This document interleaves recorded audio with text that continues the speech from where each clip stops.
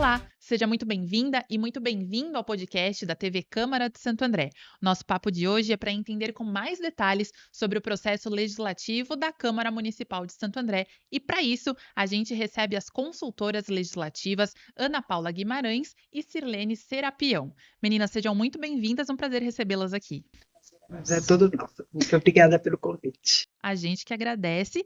E para a gente introduzir esse papo, falar um pouquinho do trabalho de vocês, queria entender também um pouquinho da história. Como vocês chegaram, então, a esse cargo, como chegaram a ser consultoras legislativas. E a gente pode começar pela Ana Paula.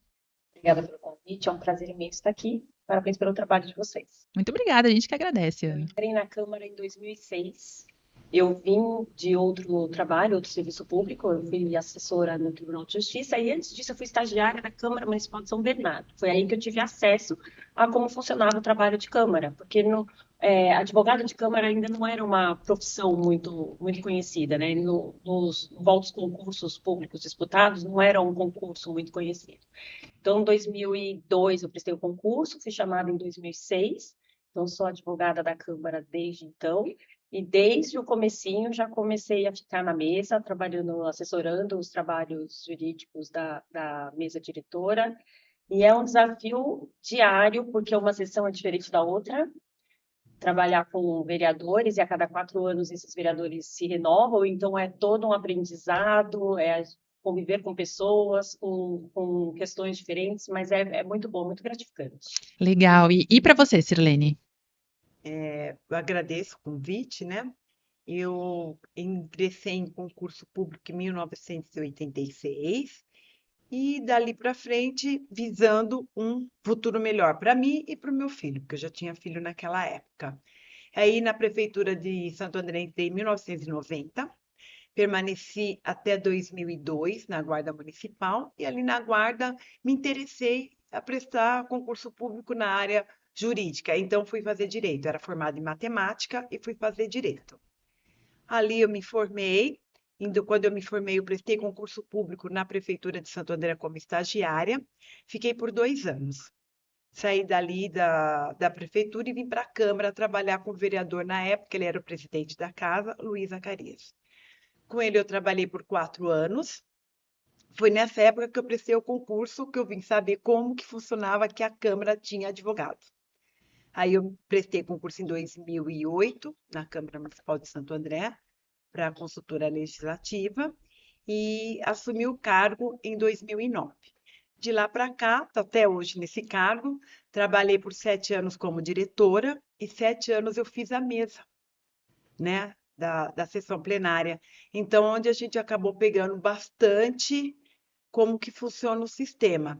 E é um sistema bastante rotativo. Por quê? Porque vai mudando, a mesa muda de 2 em 2 anos. Então, de 2 em 2 anos, a gente tem um presidente diferente, um secretário diferente. Então, nós temos que começar como se estivesse começando tudo do zero de novo, para eles poderem entender a dinâmica, como que funciona. Então, é um serviço bem gostoso, é dinâmico, e assim, cada um tem uma forma diferente de trabalhar. Então, é uma forma gostosa, né? Acaba sendo uma coisa até prazerosa para a gente. E não fica monótono, né? Não. E ambas têm aí, então, conhecem esse trabalho na Câmara de longa data. E falando em mesa diretora, falando do presidente também aí do parlamento, a gente tem um vídeo bastante especial para mostrar para vocês pela primeira vez e para o nosso público. A gente vai chamar agora e a gente já volta. Eu sou o Carlos Ferreira, não é? Eu estou aqui para falar uma coisa muito importante para vocês hoje. É que nós temos na presidência da Câmara, na mesa diretora, nós temos o departamento jurídico que nos acompanha ali constantemente. Eles são maravilhosos, nos atende, nos ajuda. O regimento é cumprido a rigor, a lei é cumprida a rigor por causa dessas pessoas maravilhosas que estão lá, competentes, dinâmicas, que atendem a mesa diretora nos horários de sessões do Legislativo. Então, eu quero convidar vocês para assistir o podcast com essas pessoas aí que prestam um grande serviço à Câmara de Santo André. Um grande abraço. E aí, gente, gostaram do recado? Nossa, muito O presidente interessante. é muito comprometido. Ele é Verdade. comprometido, ele quer que as coisas saiam da forma correta, aceita quando a gente faz as correções, quando a gente pede para que o regimento seja cumprido. fielmente, então... Ele até comenta, ai, não acredito, vai ter que fazer de novo. Sim, presidente, eu gosto. E olha, uma muito. informação de bastidor é que quando a gente foi gravar esse recado, ele disse: essas meninas são muito exigentes. Aí gravou o recado e falou: nossa, mas elas são exigentes mesmo, não deixam passar nada. E a minha próxima pergunta é justamente nesse sentido. A gente sempre vê que vocês estão lá presentes nas sessões ordinárias, né? Como guardiãs ali do processo legislativo, a gente tem imagens também delas ali no momento, trabalhando ativamente. Como é esse trabalho ao lado do presidente e ao lado da mesa, né? Vocês ficam apontando se acontece alguma irregularidade durante o processo, ou se precisa falar algo, ou recomeçar algo. Como funciona na prática esse trabalho?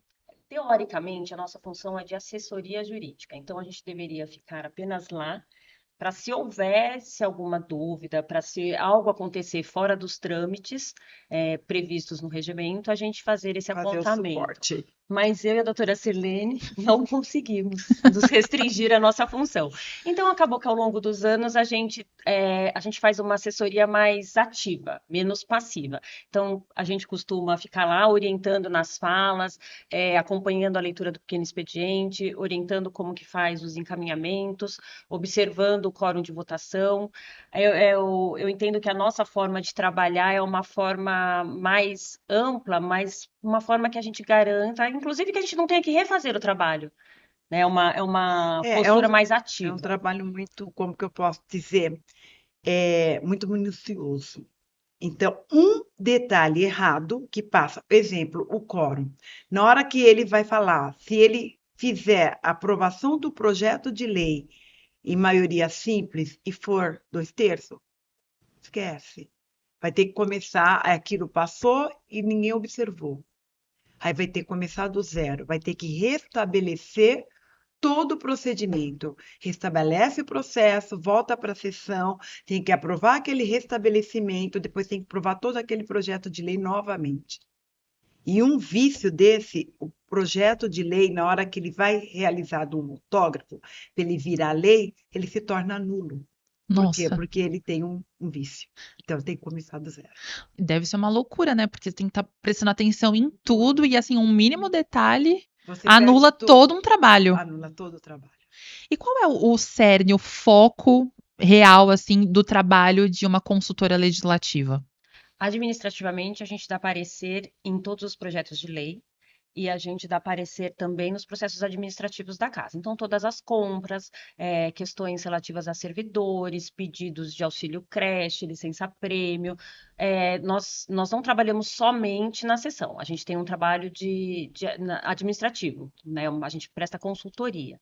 Aí, fora isso, eu e a doutora Sirlene ficamos na sessão. Então, nós duas fomos selecionadas para ficar na sessão e recebemos os outros processos. Procedimento. Todos os tipos de contratação, todas as contratações que tem dentro da casa, passa por nós. Então, todo problema que tem administrativo em relação ao servidor, passa para nós. Todo problema que envolve a Câmara, que não seja externo, passa por nós. Então, tudo que você pode imaginar que envolva o jurídico, passa por nós. Nós somos uma equipe de 5. Olha, Então, e fazemos a sessão as duas. Mas nós somos uma equipe de 5, é distribuído de formas iguais os trabalhos, e a gente e vocês cuidam de quantas pessoas?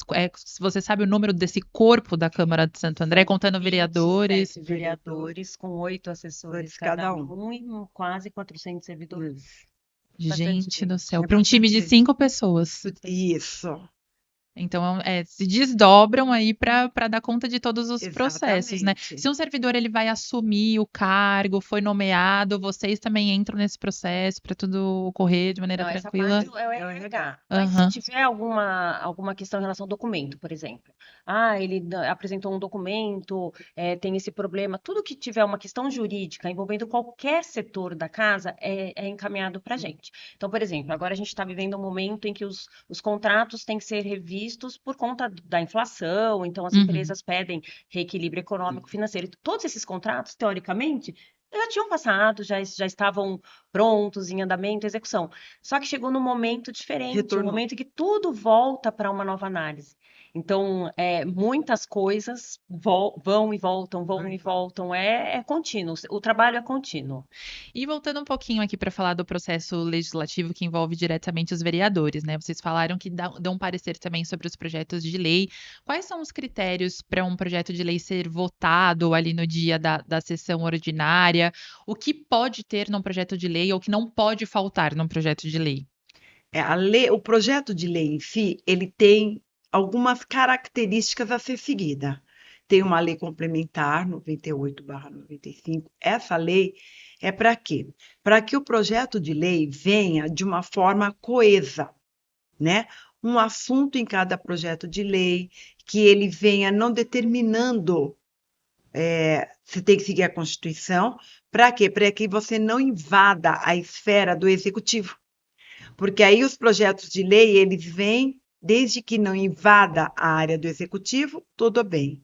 Agora, se invadir a área do executivo, o que seria invadir a área do executivo, Silene? Ele vem atribuindo atribuições que encaminha para as secretarias do executivo. Então, no momento que vem esses tipos de projeto, não consegue, ele fica inconstitucional. Por quê? Porque ele está determinando, entrando na esfera das atribuições do executivo e determinando que aquele projeto, por exemplo, Que o executivo seja obrigado obrigado a fazer tal coisa, que é a atribuição dele, ele não precisa de ordem para fazer. Exatamente. É obrigação dele. Aí acaba invadindo essa esfera, invadiu a esfera, pronto. O projeto de lei não consegue mais. De forma bem objetiva, funciona assim: o vereador apresenta um projeto de lei, ele é lido pelo primeiro secretário, o presidente despacha as comissões que o presidente, naquele momento, entende que são cabíveis. Normalmente é Justiça e Finanças. O presidente desta comissão designa um relator, que são outros vereadores. E essa comissão, a Comissão de Justiça encaminha o projeto para a consultoria jurídica e a gente vai dar um parecer prévio, que é um parecer para a Comissão de Justiça. Nesse parecer, é isso que a doutora Silene falou, a gente vai analisar se esse projeto está de acordo com a Constituição, com a lei orgânica, se observa a lei complementar e vamos fazer os apontamentos que são necessários. Esse parecer é para a Comissão de Justiça. Então, aí a Comissão de Justiça, com base nesse parecer, dá o parecer dela e esse projeto fica apto a entrar na ordem do dia. Quem designa, aí o presidente vai determinar que esse projeto entre na ordem do dia. Se esse projeto vai ou não à votação, aí é uma decisão política. Aí, entre eles, vamos supor, hoje tem 30 projetos na ordem do dia. O que vai ser votado ou não vai ser votado é uma decisão política. Aí, entre eles fazem um acordo e a gente vota ou não esses projetos na ordem do dia. Então, aí é tudo político. Mas todo esse trâmite, até o momento de colocar na ordem do dia, tem tudo previsto no nosso regimento, é todo jurídico. Então, é um trâmite a ser observado certinho. Não, e é um longo trabalho, assim, até o projeto ser considerado apto, então tem um longo percurso, né? Dura mais ou menos quanto tempo esse trabalho de vocês para avaliar e depois passar para as comissões? Entre o projeto entrar e ele estar na ordem do dia, são 60 dias. Se for do executivo, são 45 dias.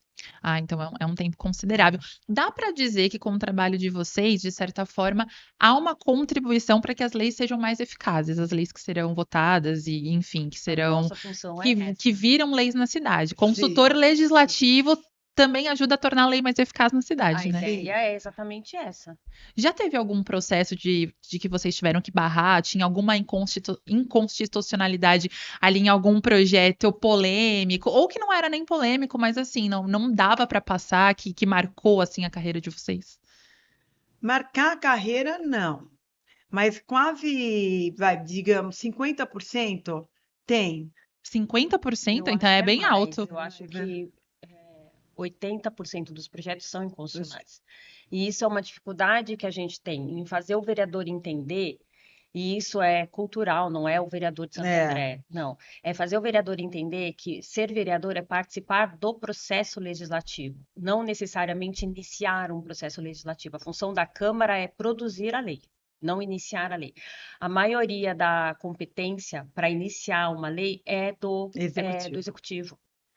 Então, muitas vezes o vereador se ressente porque a gente diz que não pode, que aquilo é inconstitucional, e o vereador vem cheio de vontade para fazer, tem a cobrança do eleitor, a gente entende, mas cabe muito mais, a maioria das vezes é muito mais efetivo o vereador apresentar uma indicação, que é o que a gente acaba sugerindo nos nossos pareceres, um requerimento, do que apresentar um projeto de lei que depois vai ser votado, o prefeito vai vetar, vai ter que votar um veto, o prefeito apresenta uma DIN.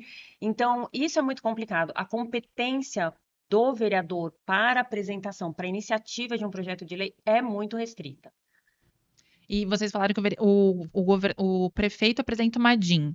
Que tipo de documento é esse? É para barrar o que está sendo feito ali? Como que funciona? Chama ação direta de inconstitucionalidade. Essa ação, ele entra para barrar, né? Porque aí a lei já tem um autógrafo e vai para ele, vai para o executivo. Chega lá no executivo o corpo jurídico constata a ilegalidade da lei, a inconstitucionalidade. Aí ele veta. Quando ele veta, volta novamente para a Câmara Municipal. Chegando aqui na Câmara, o que a gente faz? Ele entra, passa para nós novamente, a gente dá o parecer, né, sobre o veto do Executivo, entra na ordem do dia e vai à plenária. Quando chega lá no plenário, esse veto pode ser derrubado pela maioria dos vereadores. 2/3 dos vereadores falam, não, nós não vamos acatar o veto do prefeito, nós vamos manter o projeto, aí a Câmara que promulga a lei. E aí a lei entra em vigência.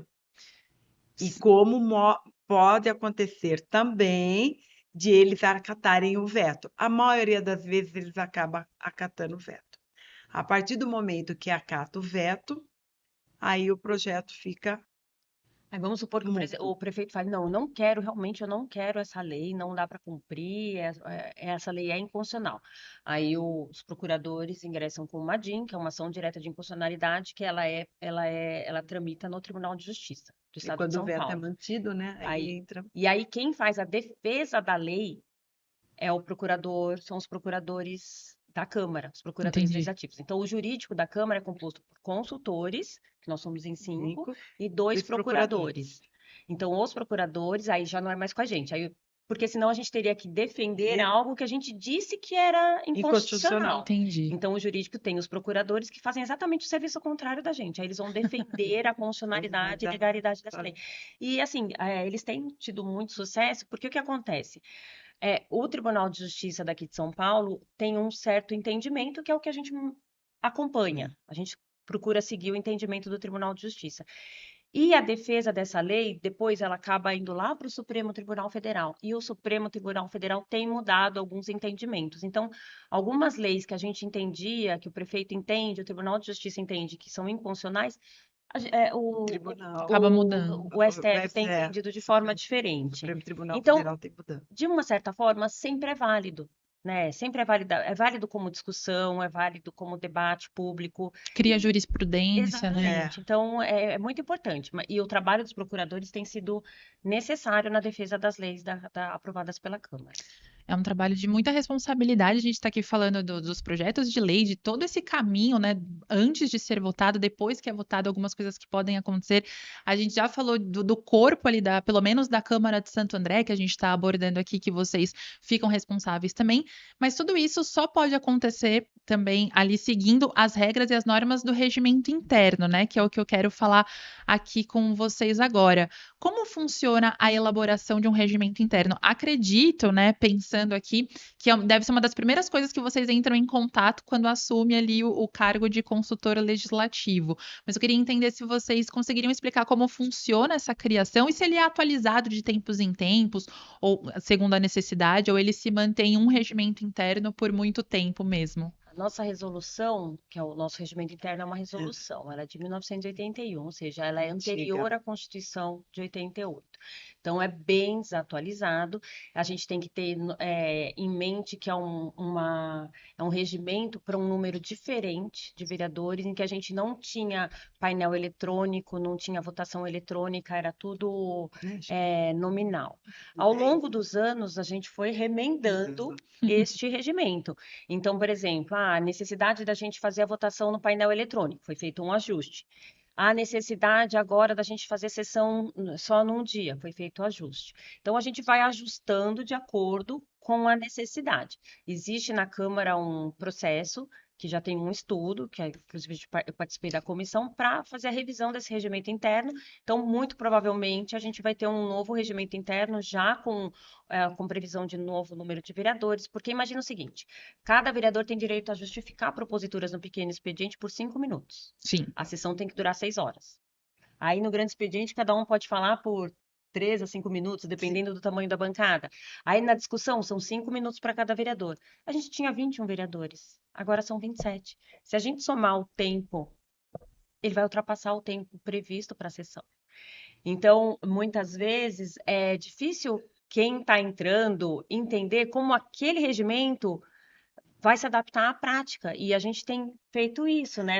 A gente vai fazendo os nossos combinados para Por isso, tentar adaptar o essa trabalho. pergunta que você fez, se ele é muito mexido, Uhum. o regimento não, ele é antigo, mas ele tem poucas modificações, poucas mudanças.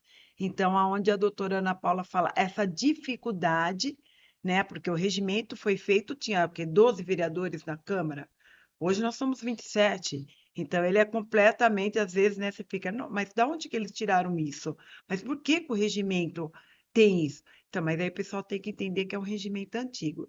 Então, acho que 2 anos para cá, né, doutora Ana Paula, eles estão vindo com algumas mudanças, mas não que é aquela coisa que você fala, não, toda hora tem uma mexidinha aqui, mexidinha ali, não. Recentemente, que eles estão vendo a necessidade. Por quê? Porque é essa mudança da quantidade de vereadores que está tendo dentro da casa. Eu acho que vocês têm acompanhado, a gente antigamente fazia a leitura de todo pequeno expediente. Então, tudo que era indicação e requerimento, logo lá atrás, Vai, a gente fica lia tudo, mas lia todo o conteúdo delas. Aí, de uns anos para cá, a gente só lê a ementa. Agora, a gente fez uma alteração no regimento para nem ler a ementa. A gente só publica, porque é Pra ser mais muito rápido. material, senão a gente não terminaria É nunca nunca a sessão. sessão. Duraria 12 horas É. uma sessão ordinária. E essa necessidade, por exemplo, de às vezes alterar o tempo, né?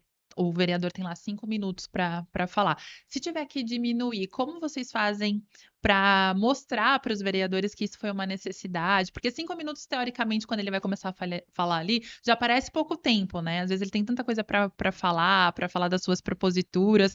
Como isso funciona na prática? O vereador aceita tranquilamente ou é preciso um treinamento, mostrar o novo regimento, algo do tipo? Então, no momento, não tem, né, como tirar essa prerrogativa deles de 5 minutos. Por quê? Uhum. Porque nós temos regimento. No regimento fala que é 5 minutos. Então, não tem como tirar. Se diminuir o tempo, teria que ser de que forma? Politicamente entre eles. Entendi. Né? Eles teriam que conversar, entrar num acordo e falar, olha, realmente é muito tempo, 3 minutos cada um, aí um acordo deles. Se entrar um acordo deles, aí sim eles entram com um projeto de resolução para poder o quê? Alterar o regimento interno. Do contrário, não. Onde que está? O que está o nosso serviço é esse, né? Vigiar o que está no regimento para ser cumprido. O que acontece, assim, eles são muito acessíveis. De uma forma geral, eles são muito acessíveis. E eles entendem que todas as nossas sugestões são para o bem do trabalho da Câmara. Então, o que a gente tem feito ultimamente, essas últimas mudanças? É uma conversa, explica o que a gente precisa, já podemos melhorar isso. E o líder de governo, que é o vereador Fábio Lopes, é muito, muito acessível nesse sentido, acata bastante as nossas sugestões e também sugere muita coisa. Então, a gente tem trabalhado em conjunto para melhorar o nosso trabalho. É muito bacana trabalhar com pessoas que estão interessadas também num bom trabalho. Então, dificilmente eles criam algum problema. Se Eles perceberem- entendem, né, que é melhor, porque eles sabem o que é melhor para eles também, porque aí anda de uma forma conjunta, o político com o administrativo, né? Aí eles vão andando de uma forma bem coesa. E é como vocês disseram, é pro bem do todo, né? Para Sim, que do tudo de todo. maneira justa, mantendo a isonomia, que todos tenham ali os mesmos direitos, os mesmos deveres. Isso. Enfim, vocês citaram também sobre as comissões, que é algo muito importante, tem em todo o parlamento, às vezes diferencia, né, de um para o outro ali, de acordo com a necessidade, de acordo com o tipo de parlamento. E aqui em Santo André nós temos as comissões permanentes de Justiça e Redação, Finanças e Orçamento, Desenvolvimento Urbano, Educação e Cultura, Cidadania cidadania, direitos humanos e assistência social, saúde e saneamento básico, ecologia e meio ambiente, segurança pública, ética e decoro parlamentar. Queria saber se dá para contar um pouquinho sobre os critérios da criação de uma comissão permanente dentro da Câmara. Isso também já vem do regimento, porque tem as que não são permanentes, né? As comissões que elas vão durar um tempo ali para algum tipo de investigação e depois elas concluem ali num relatório e se desfaz. Mas para as permanentes, como que decide? Quais são os critérios também para escolher os vereadores que vão participar, o que vai presidir? Pode falar. Bom, as comissões permanentes são as básicas, que já vêm de todos os poderes legislativos e são as necessárias para analisar de forma temática cada projeto de lei. De um tempo para cá houve aumento, né? Então a gente nos últimos anos criou a de ética e decoro E agora foi a que fez o de Edilson. ecologia. A gente vai criando algumas de acordo com a mudança, né? A necessidade, né, do tempo. Então, a gente vai criando algumas. O critério de escolha dos vereadores é votação. Então, eles fazem um acordo, normalmente para a composição dessas comissões, cumprindo uma proporcionalidade entre os partidos. Isso. Então, há um acordo, e esse acordo é na primeira sessão de cada ano, de cada sessão legislativa. De cada sessão legislativa mesmo, né? Então, esse acordo é lido e se tiver todo mundo de conformidade, a gente faz uma ata. Se não tiver de acordo, a gente faz uma eleição, mas normalmente nos últimos anos tem um acordo, acordo, e né? esse acordo significa o quê? Não pode nenhum partido ficar de fora. Tá? Então tem que ser uma coisa coesa. Tem o tanto de coeficiente, em cima desse coeficiente é trabalhado e montado as comissões.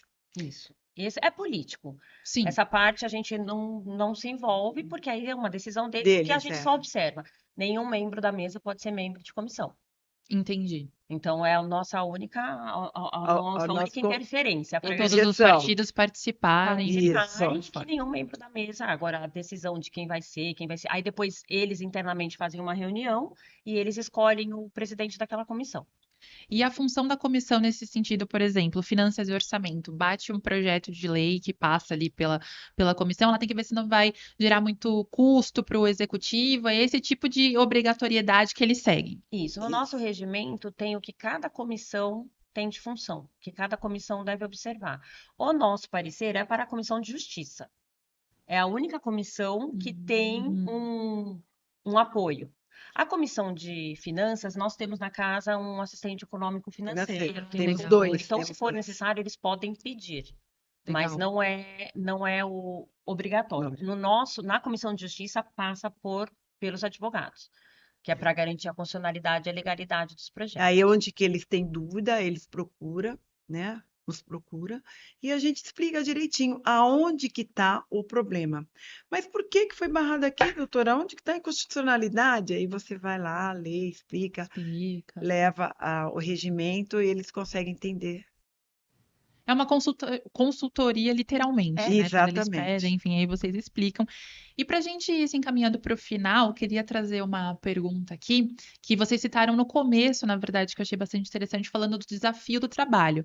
Vocês citaram muito essa mudança da mesa a cada 2 anos, então vocês recomeçam, né, ali todo um trabalho de explicação novamente de como funciona, como será o processo legislativo, mas o que mais de outro ponto que vocês possam citar de mais desafiador em ser consultor legislativo?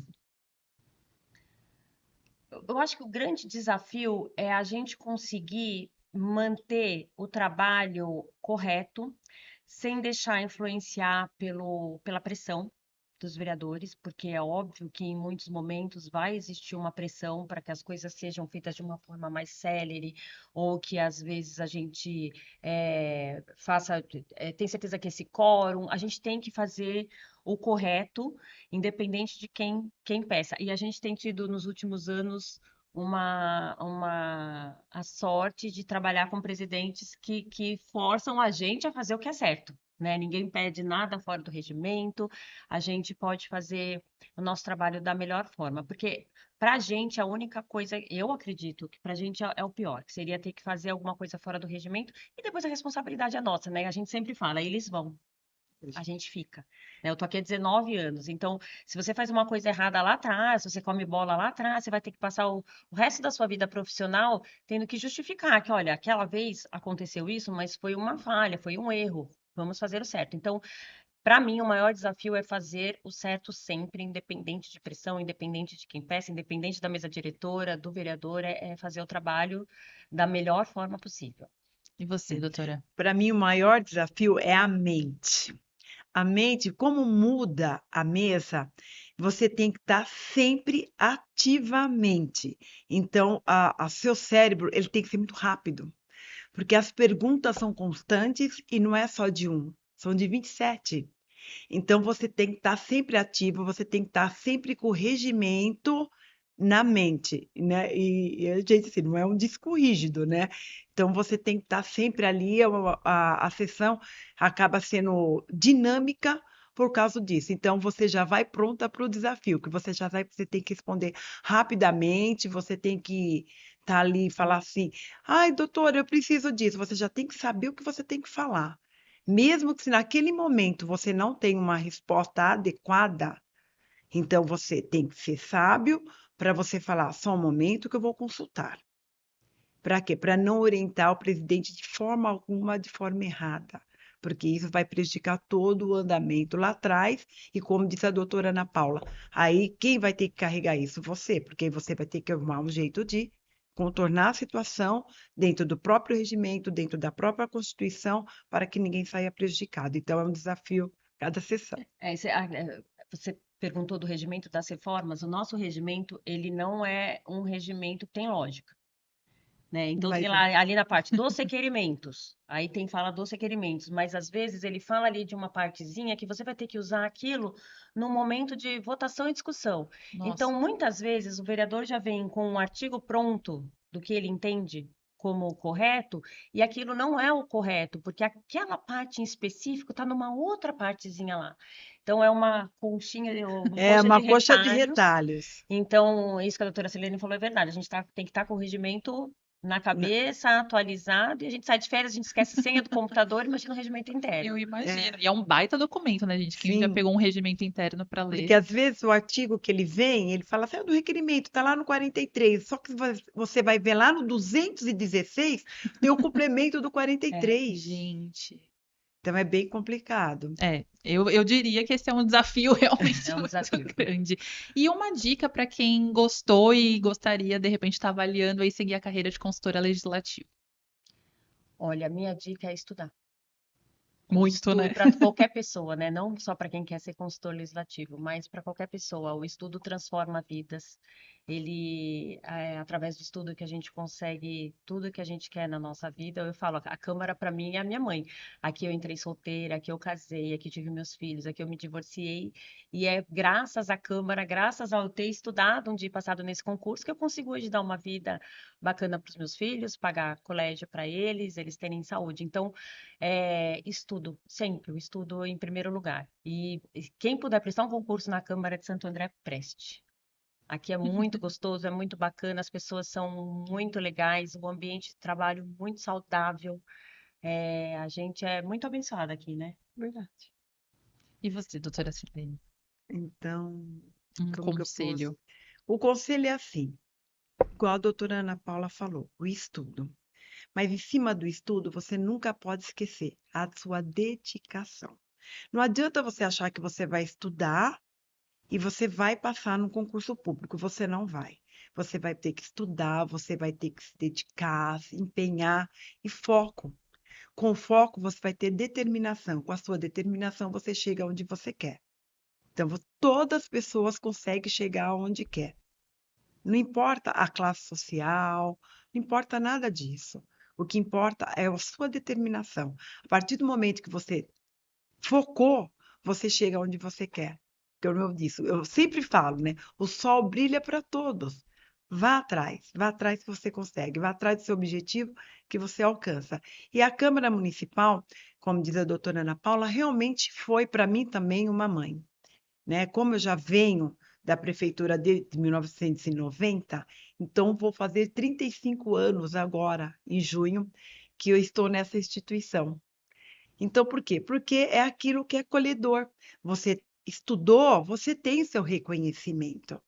Então, vá, abra os seus caminhos e segue o seu rumo, que você consegue chegar lá. É muito bom. Gente, muito obrigada, viu, doutora? Foi um prazer receber e ter essa aula aí sobre todo o processo legislativo, saber mais sobre a Câmara de Santo André. Agradeço mais uma vez, parabéns pelo trabalho e pela trajetória, e as portas da TV Câmara estão sempre abertas. Muito obrigada pelo convite, foi uma delícia. Foi ótimo. A gente agradece e nossa porta também está sempre aberta. Tendo dúvida, pode chegar que estamos lá para atender vocês. Pode deixar, anotei várias aqui já para a gente perguntar. E a gente agradece também a você que nos acompanhou até aqui. Tivemos uma aula, como eu disse, sobre a Câmara Municipal de Santo André. Espero que você tenha gostado e até o próximo episódio.